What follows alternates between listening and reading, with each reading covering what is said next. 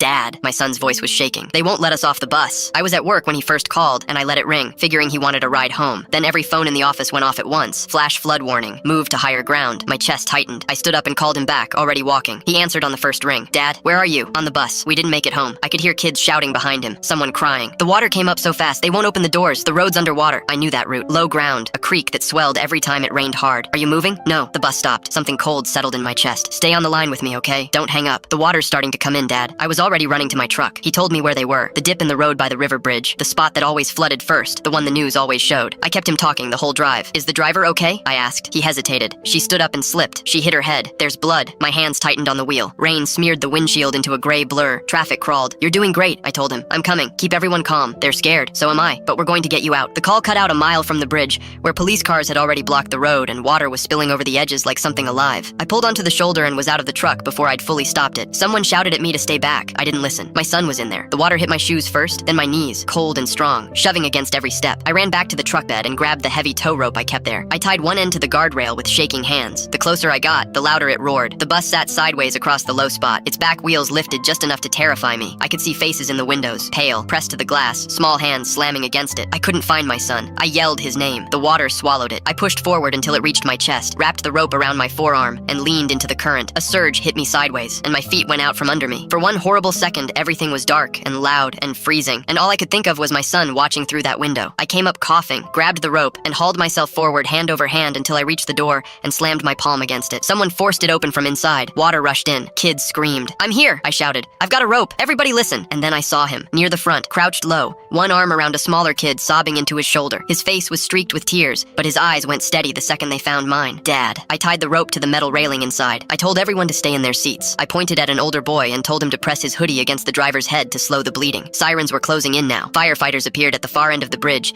and sent another rope snaking across the water. We knotted them together, fast and tight. One by one, we moved the kids off the bus, hand to hand along the rope, fighting the current for every step. The water clawed at them. The ropes held. My legs felt like they were full of wet sand, but I kept going back. My son was last. He stood in the doorway and looked down at the brown water tearing past. I can't, he said, his voice breaking. I grabbed him under the arms and pulled him against my chest. You can. I've got you. I am not letting go. We stepped down together. The current slammed into us and my feet slid, but hands caught us from the far side. Firefighters hauling us up onto solid ground. Behind us, the bus shifted, metal groaning, and everyone froze. Then it settled. They'd gotten every single kid off. The driver made it too. Nobody was left behind. Sitting on the back of an ambulance later, a blanket around both of us. My son leaned his head against my shoulder and said quietly, I knew you'd come. Every time, I told him, no matter what's in the way. I've thought a lot about that day since. Not about the water. About the look on his face when he saw me in that doorway. The fear turning to something steadier. Because his dad had shown up. That's the whole job. You show up and you don't let go.